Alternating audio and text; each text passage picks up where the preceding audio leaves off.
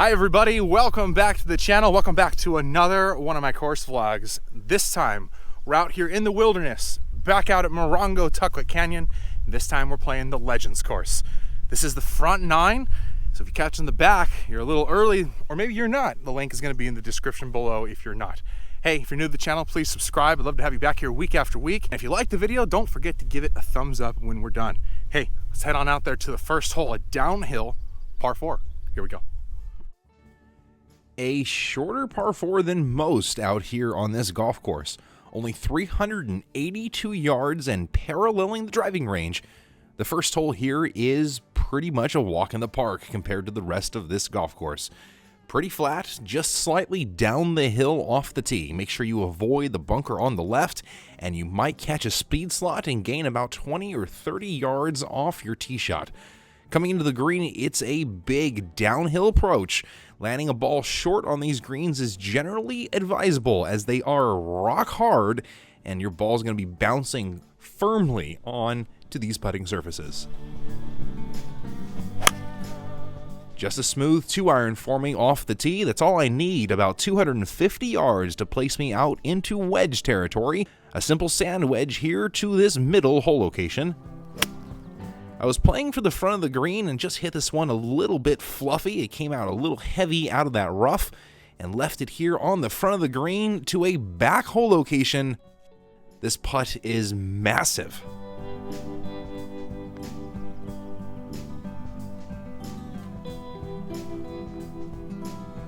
Go in! Oh my God! Let's fucking go! That might be the longest putt I've made in, I don't know how long. Certainly the longest one I've made on camera. That was pretty cool.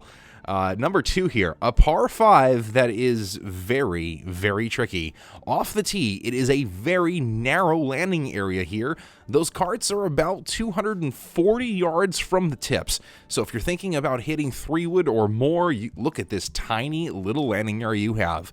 There's really no advantage to getting down there because going to the green, that hill on the right blocks out your entire view. You really don't know where to go, and outside of the GPS on the golf carts, you're not going to know your distance.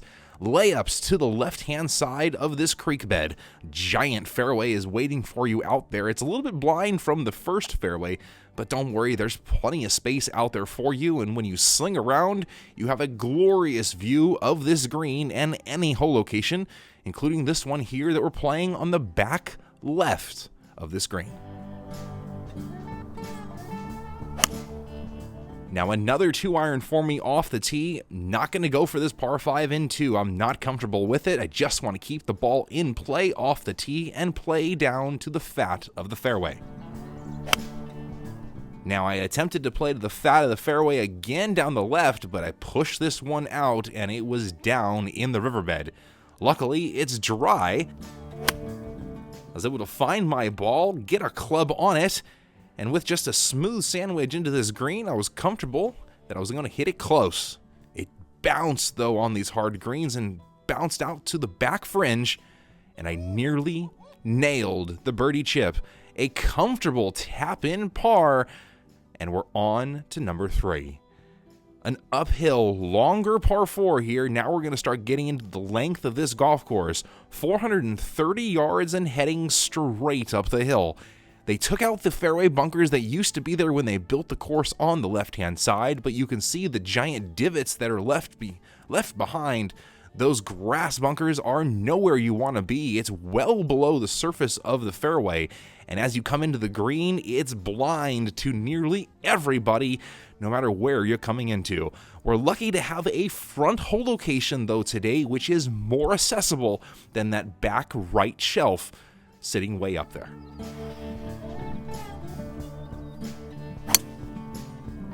Now it's 3-wood for me here off the tee on number 3, as driver is too much, and if I hit it straight, it's going to be sent right through the fairway. I turned over this 3-wood a little bit too much, and it was in that crevasse down on the left-hand side. It was still a smooth pitching wedge to this green, but man, I left it out to the right and did not pick my target properly. Was able to blast it out great, though, to this flag, up to 4 feet, and had a look here at par. Now, luckily out here at Morongo, all 36 holes are normally in very good shape, especially the greens, and those putts really roll true. This fourth hole is a gorgeous par 3, just a little one though, only 150 yards from the tips. It's just a little wedge over the canyon. Hopefully you have your distance correct, as way up here on the top of the hill, this hole is subject to nearly all of the wind that this course plays in every day. Unless, of course, you come out here at the beginning of the day like we did, and we caught it on a glorious morning. It was a little chilly to start, but it warmed up very quickly. And I caught a bladed bunker shot out of that back bunker. Not ideal, sending it through the green back down here to the front. But after that first chip shot, I was comfortable that I could get this close and maybe even hole out for par. We're going to have to suffer the bogey back down to even par as we're heading on to the hardest hole on the front 9. That number is no joke, 515 yards from the tips, and it's a par 4. Luckily, it is straight down the hill, but this driving area is so narrow. As it curves around to the right-hand side, those carts are about 275 to 300 from the tee. So if you're playing the tips, that's probably where your drive's going to be landing, leaving yourself over 200 yards probably into this green, still heading way down the hill into the green.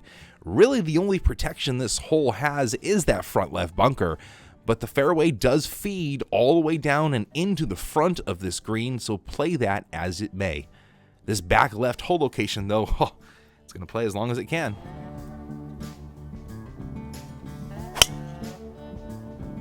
Now, it's the first time I'm hitting driver all day, and so it's time to play the smooth and comfy cut.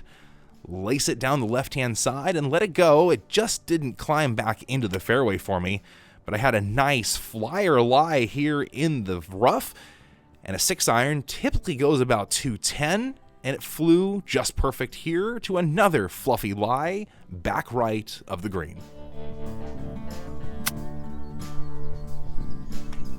Oh my God!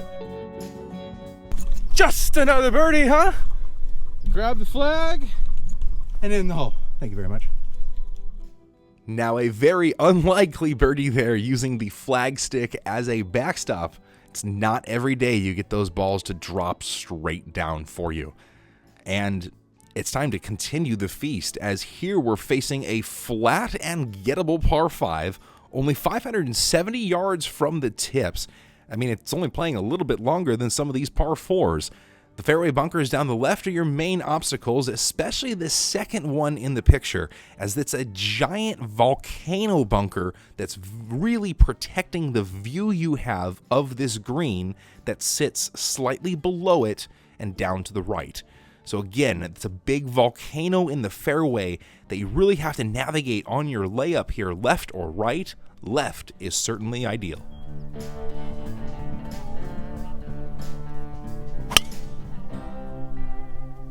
Down the fairway, there is plenty of space to give it all you got, and I did so. 235 yards to come on into the green. It's a 4-iron here to the front hole location. Oh, it's so good.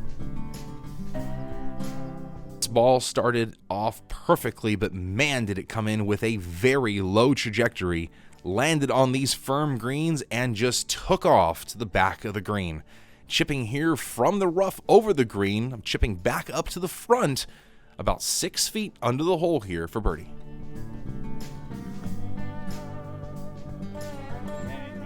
Like I said earlier, it is glorious to have greens that roll true. No matter how fast they go, you know where the ball is going to roll. Now, this number 3 handicap par 4, 517 yards from the tips.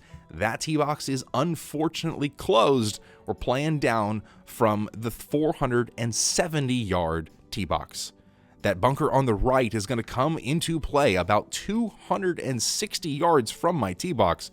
Driver, though, is still the option, as there is a little speed slot to the left of it that could kick a drive down into the bottom of this fairway, leaving yourself a very short approach.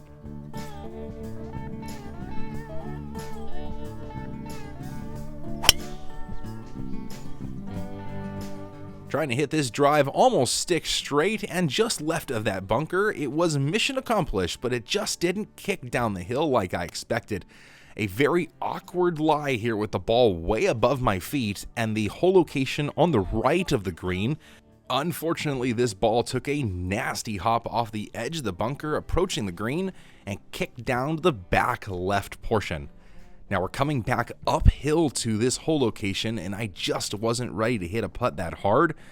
6 feet under the hole for par on this difficult par 4, and we can walk it in. A nice par there to stay 2 under par as we head into the second par 3 of the day. 193 yards from the tips over this little bit of a swamp in front of us that is going to play as a water hazard. And with this back left hole location, we have another flag that is tucked way around a bunker.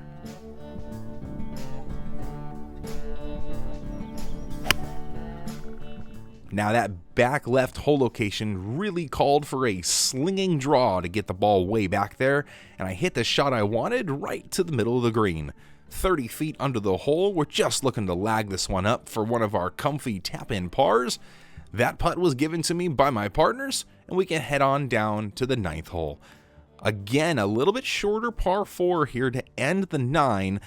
This hole, though, is about as far away from the clubhouse as possible. You see the halfway hut there just beyond the green. A wide open fairway that narrows quite severely with the bunkers on the right and that tree on the left. Make sure you thread the needle properly so that you can see your approach into this green. And today we're facing a front left hole location that should really take that bunker pretty much out of play if you're coming into the green from the left.